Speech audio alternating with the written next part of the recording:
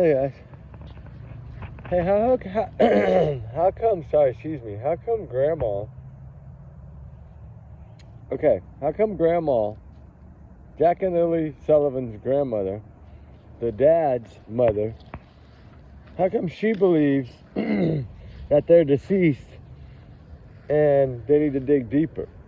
But yet law enforcement in their new stuff tells us they have no reason to believe the children are deceased. And then we look back at what the RCMP told us in the first week, is that they didn't believe the kids were with us. They didn't believe the children were with us anymore. Remember? So where do we go from here? We have our grandmother thinking they're not. Law enforcement changing their stories. Yes, they did. At the beginning they thought they were gone, and now they think they're not. All this time, if they say that there's no reason, or they say that there's no evidence to prove an abduction, right? Okay, so they ruled out the abduction, okay? So if you rule out an abduction and cadaver dogs didn't find them in the woods by the house, which means they're not there, well, most likely they're not there. I guess there's still, like he said, a 1% chance that they could be, and the dogs just missed them, but 99.9% of the time, the dogs are going to find them, if they're there. In my opinion. I mean, that's just my opinion. But I think they would have found them, period, probably within half a mile from their home. Travis Decker made it 2 miles, not even 2 miles. I mean, and that's a grown man with the freaking military man. So don't tell me those kids would have made it far. There's just no way.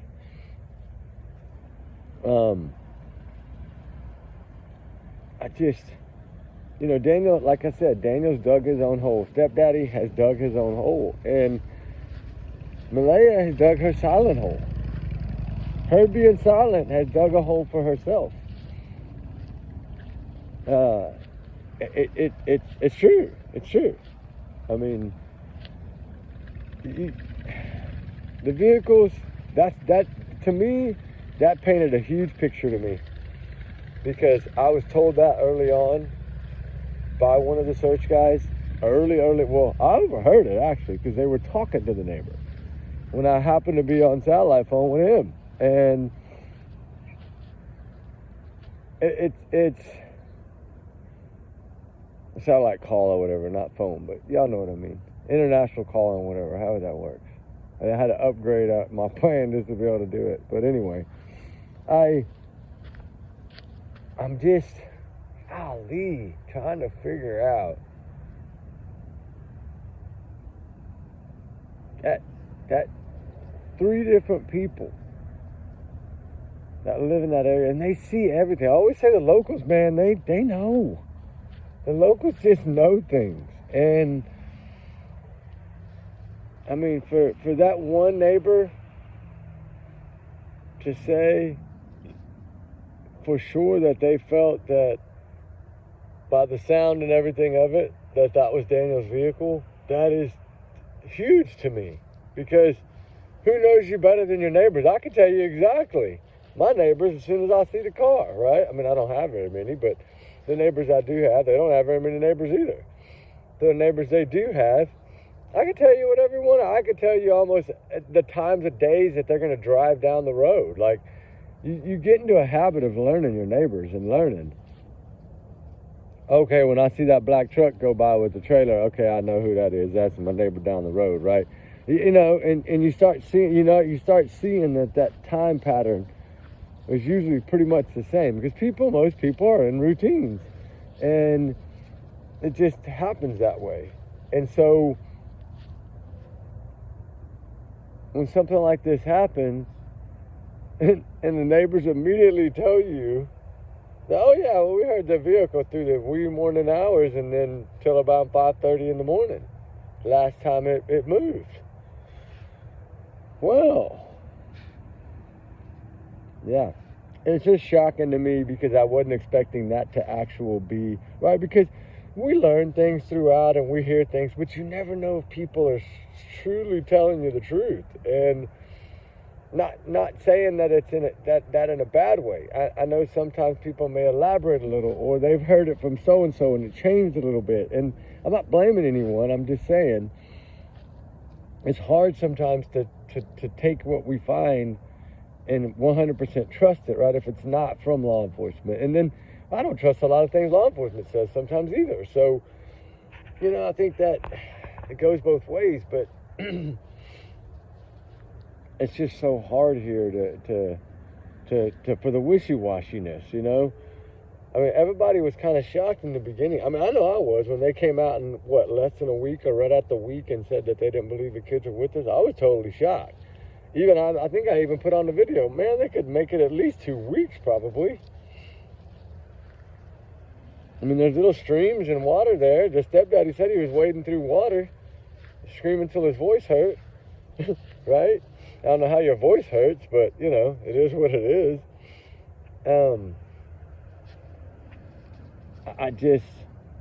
There's just so much in here that just seems to be so twisted.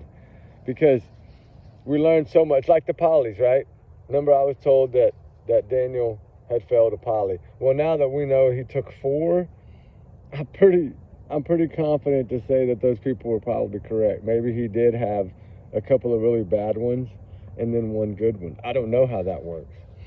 If 3 bad ones and 1 good one make you good, then I guess to them, which is backwards to me, I would think no, but to them maybe, or maybe it was all 4 that he passed. I don't really know. I remember hearing that he didn't pass too good on some of the polys, but I told y'all he had taken multiple polys.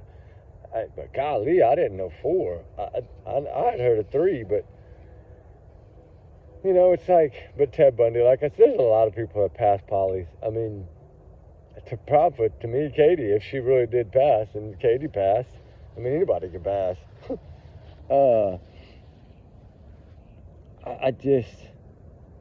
absence of the mother scares me, because what we learned early on about Daniel being abusive in CPS, remember I said, I think on the second video I heard CPS, and then nobody could really prove it for a while, and then finally it came out. But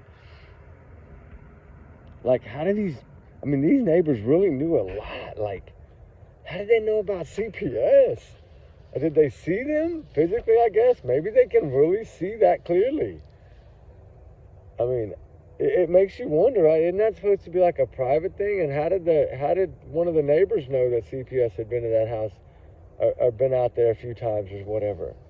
That's weird to think that, and then that's what we heard like day 2. And I talked a little bit about it, but I said it as a question, like, I wonder if they are involved, although I'd already heard they were. I always try to be careful on what I say and when I say it. Because I don't, like I said, I don't know. But now that I feel like I trust that person, because what they said is actually exactly what they told police, pretty much word for word. So I have to kind of look at it as, okay, at least for what they're saying it not only to a searcher, but also to the popo, right? So that is a good thing. That does make me at least trust in it and have a little more confidence in it, right? That it can be or could be true.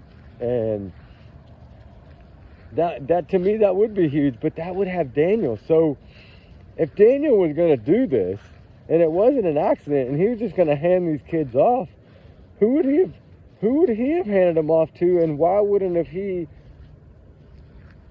Yeah, see, I don't know. You run into that criminal past element of theirs, right? This living in the substance world where you got to hide from the law, right? Like, I guess maybe thinking that they would go down one way or another. I guess, yeah, parents are kidnapped, you still go to jail. But who would he give the kids to? Right? I mean, I can understand the mom if everything is 100% truth about him being abusive, which we've learned that through multiple people that are really close to him, and exes also.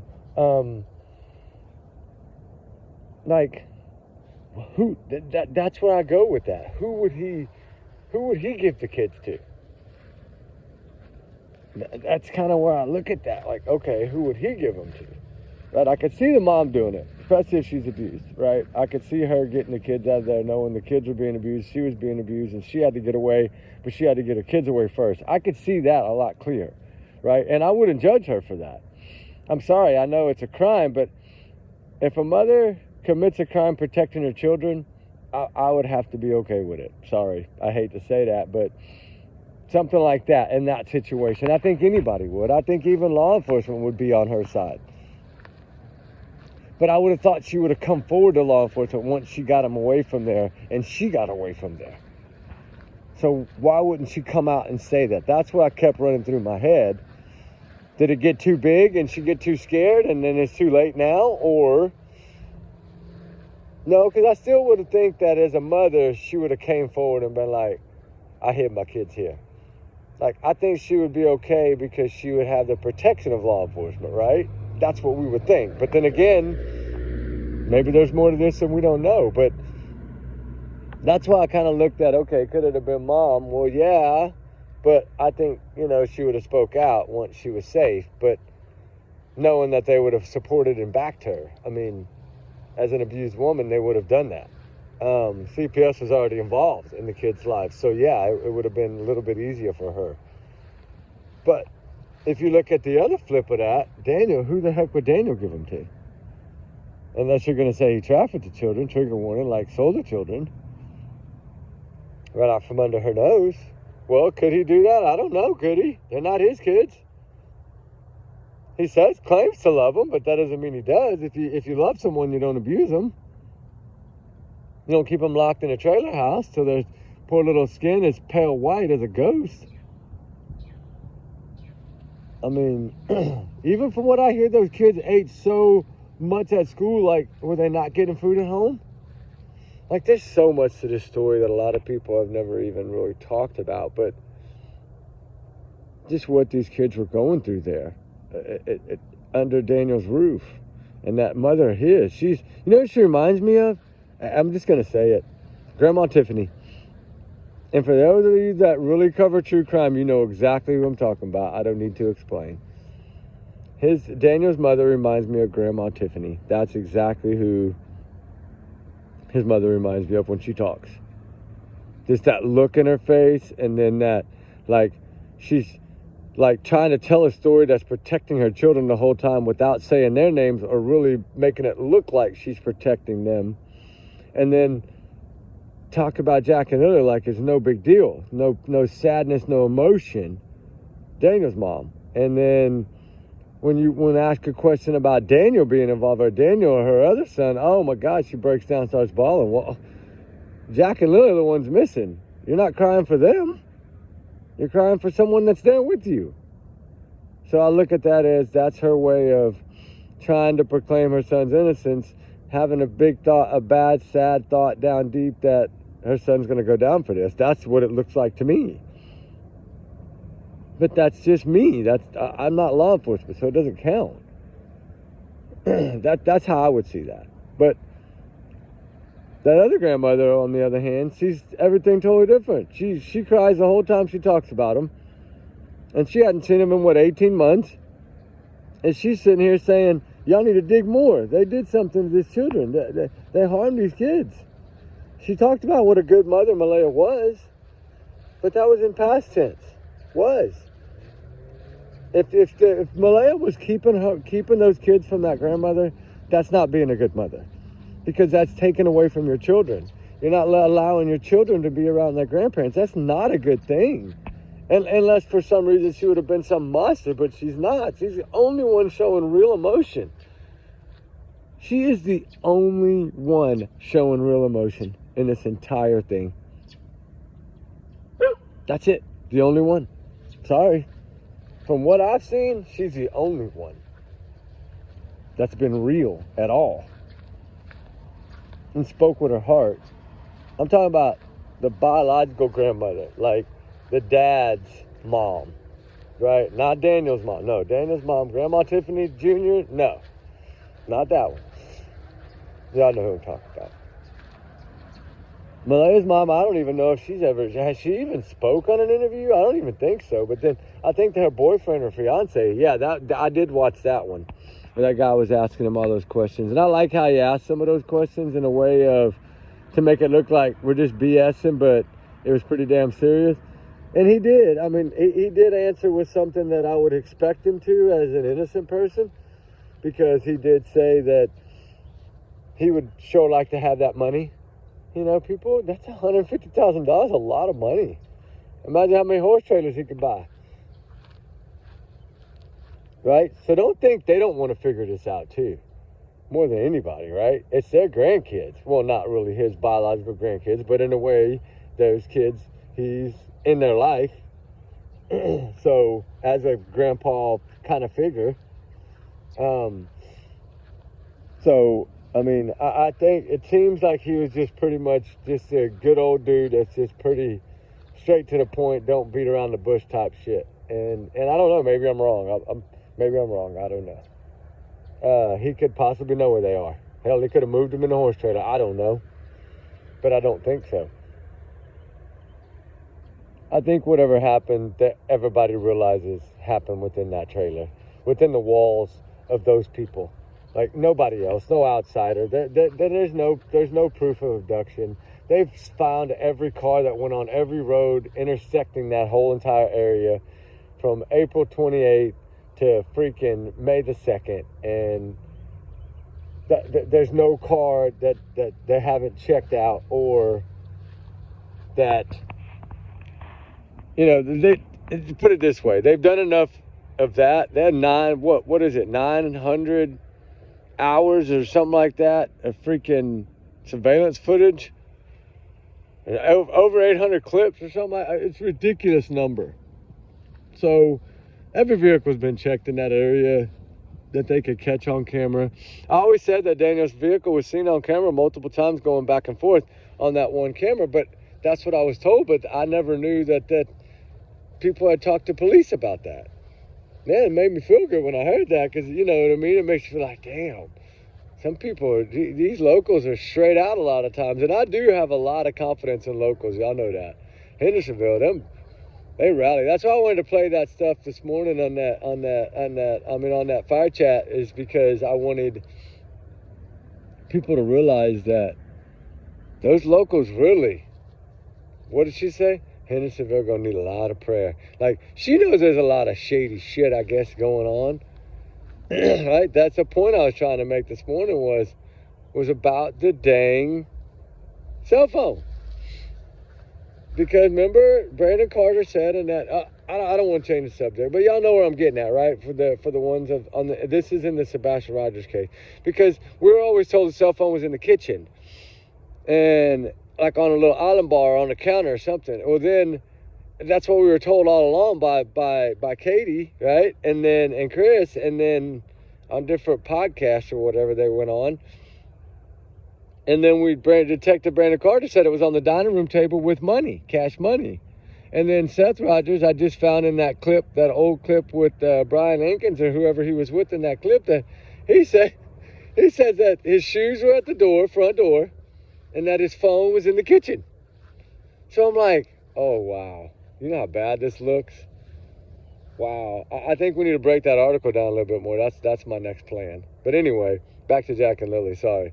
I just like when I find those little things like that. Like when I can prove what I thought I heard, right? And I knew I heard it from at least every one of them, and I couldn't find it. And finally I found the clip. I was like, yeah. Takes a lot of digging, man. There's a lot of clips out there. Seth Rogers has spoke out a lot. But anyway, you know, back to, I mean, in this case, what I thought was going to be a mother moving her kids to protect them and being a witness to say hush, hush. I think that time is too far gone for that. Too much time has passed. There's no way they're going to hold her that long as a witness, I wouldn't think.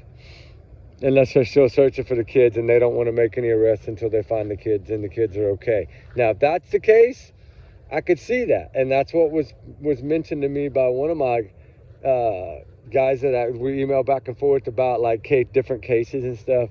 That's one of the comments he had made. is that, have you ever thought maybe they're trying to find the kids before they make the arrest, thinking if they arrest before they find the kids, that the kids will disappear? That is a possibility. So we have to look at it that way, because that children's whatever team is in there, that the children investigation team, that they're involved in this. So, and it's like a whole different unit. And so to me, that is a possibility we have to look at. Is maybe they do know, they're just trying to play it cool. They're releasing all this stuff to make it look like, hey, we're not after them, to where they'll loosen up and get a little soft, and then they can find and grab snatch these kids up, get them safe, and then make the arrest. Hey, that would be a good way to end this, wouldn't it?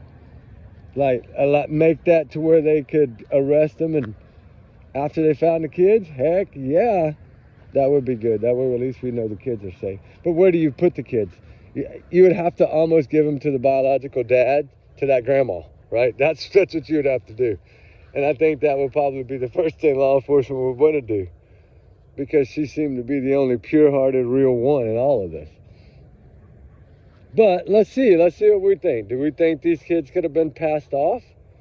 Do we think something bad happened, like a four-wheeler accident, or maybe Daniel flipped out or tripped out, right? Well, did he go to town because he was out of his stash and he had to get more? Is that why they even went to town? That's what I was told, but I don't know. I just let it go in one ear and out the other, because I can't trust some of that stuff you hear. Now, I did always have a hunch that he was on something because of how he was acting in that interview, that first interview. You could tell that something wasn't right. Like, he reminded me of Harmony Montgomery's dad. Like, that's who he reminded me of. Just like you could tell he was kind of strung out, in my opinion. That's just my opinion, though. That's some of the things I try to look for. Like, you could tell Jada Spicer's mom and them, oh, you could tell that they were just, you know it when you see it. And then I saw that with Daniel, but I didn't see that with Malaya. I really didn't. Like, when I saw her face and I saw her speak, she looked like she was scared. She was saying something that she was programmed in her head to say, like forcefully told to say. She spit it all out and she ran away. And it's like, okay, I did everything you asked me to do, Daniel, now leave me the hell alone, and ran. Like, don't ever bother me ever again. Please leave me alone. I'm scared of you. That's what I got from that interview, from the mom. Like, I think she knows way more, but she's terrified. That's what I thought. But then again, now that it's been this much time, I'm still wondering about that. I really am wondering about that. Starting to second guess. I'm wondering if it was both of them. But why make so many trips? Right? Like, what did you do? Panic and take the kids somewhere first and then come back and realize, oh, I got to get this and this and this and cover this up, and then take another trip out of there? Like, what was the reasoning for that? Or was it to meet someone and get more stuff, and then that's when something bad happened? Like, you're driving back and the kids were actually playing out in the gravel road, you didn't see them, and pulled in, and then you had I don't know. Like, there's a lot that I want to say that I just am not going to say yet, because it's not out yet. And that's something that could maybe make a big boo-boo in the case. I don't want to say it, but y'all know where I'm at. I caught myself that time, thank goodness. I almost slipped. But anyway, let's keep praying for little Jack and Lily. The truth will come out, hopefully, eventually. I pray. I have faith. I do think it will. Sometimes you want to say these cases are just not going to be solved, but you got to fight, right? And I know that's hard to say, and it gets old, and it sounds like a broken record, but we have to continue to say prayers for these children, right? Because God's the one that controls everything to me, and karma comes to those when karma's supposed to come to those. And a lot of times when karma comes is when people talk, or they say, they confess, or they look in this case of, I didn't cover that case because I didn't have enough information on the Kata Scott. My condolences to the family. That is heartbreaking, tragic story. I wanted to cover it, but I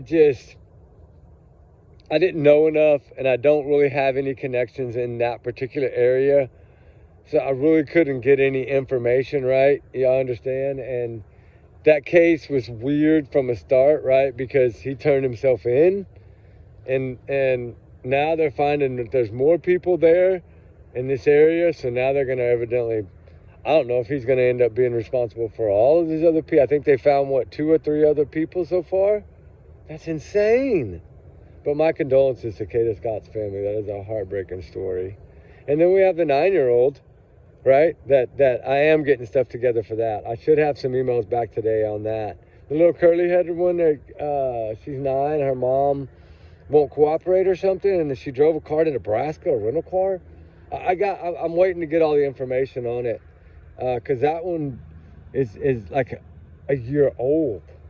So you have to go back to the beginning and try to get all that information and understand what led them to this point, right? That's what I'm trying. I want to know the story, right? And I need to learn the story. And before I really cover it, yes, it's a sad story. It's been a while though. So it's like, why did this child go unseen for this long?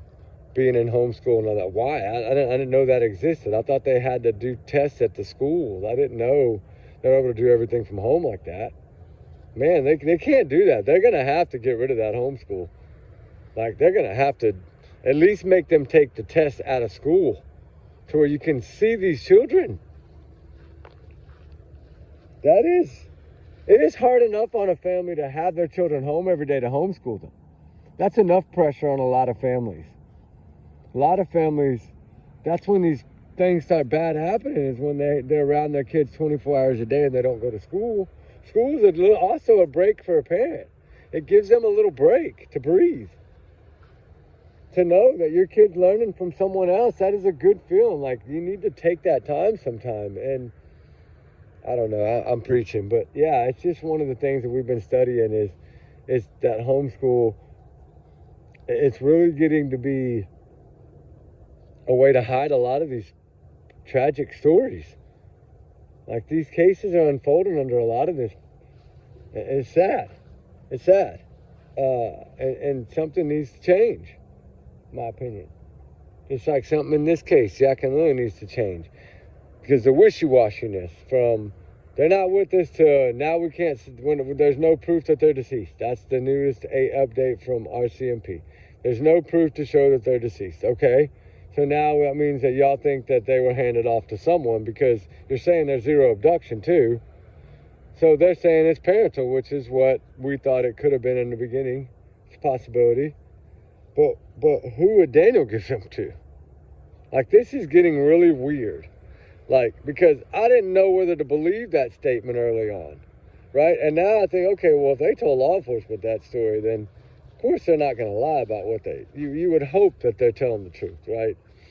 So we have to look at it as there's a big possibility that that is true, that his vehicle was seen that many times that night in the early morning hours. So what the heck was he doing? And I was told early on that he had told Malaya something about that he thought he had to go to work and didn't, because when she got up, he wasn't there, and then he got there when something. So I don't know how all this is unfolding, or if this is all going to be facts or fiction, but it's starting to really paint a picture. There may be something way bigger to this case than anybody thinks, is what I'm looking at. Especially if he took that many trips out of there. What was he doing? Is there something bigger here? A bigger picture? Why'd they go to town the evening before, and then he's seen take a trip on the wee morning hours? Shortly after midnight at 2:30 in the morning and 5:30 in the morning, and I don't know. We'll see. Prayers for these little babies. Hopefully somebody finds little Jack and Lily Sullivan, or at least find the truth, right? Anyway, guys, y'all be good, be safe. Trigger warnings always times 100 million. Allegedly, these are my opinions. Y'all know that. My thoughts, my free speech. I'm entitled to it. Everyone is innocent until proven guilty in the court of law, and until sentencing. And I don't know why they don't add that in there too, because they usually never do the sentencing until later. But anyway, y'all know what I'm getting at. There's no one been arrested in this case yet, so That's a $150,000 reward, though, guys. That's a lot of money. Y'all need to be passing that around. That's a $150,000 and not claimed yet. So to me, that just paints one picture. Whatever happened within the walls of the people that live in that trailer house only. So that makes me think that they might not be passed off. Anyway, we'll talk soon, guys. We love y'all. Trigger warnings, like I said. Everyone's innocent until proven guilty in the court of law. And, you know, we're just here to yap and talk and try to figure these cases out. But mainly, and also to say prayers for these cases and hope that we can paint some kind of picture, because that's what we need to really try to find, is the 100% truth in this case. Is kids don't just vanish on their own. So, and now with the dog searching, we know they're not in those woods. So with that said, where are they? Right? By now they could be across the world. That's the scary part. Come on. But anyway, guys, we'll talk soon. Y'all be good. Y'all be safe. All right. We love you guys. Bye.